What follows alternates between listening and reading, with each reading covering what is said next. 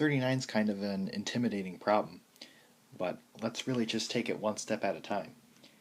So if I look at the inside, I have regular numbers, I have x's, and I have y's. So let's try to simplify the inside as much as possible before we apply the 1/3 to everything. So 10 over 15, that reduces to 2 over 3.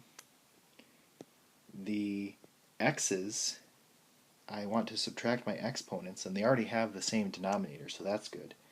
So I'm doing 9 over 4 minus 1 over 4, which will be 8 over 4.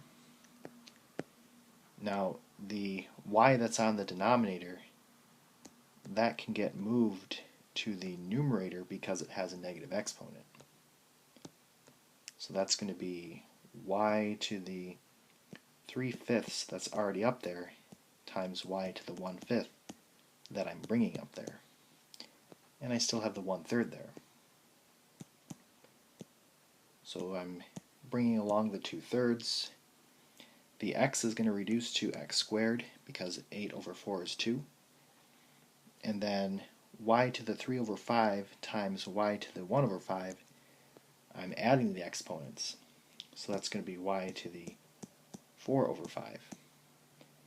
And this is all to the 1/3 power. So then I'm going to apply that 1/3 power, and this will be 2 to the 1/3 y to the 4 over 15, 3 to the 1/3, and x to the 2 over 3. So I'm applying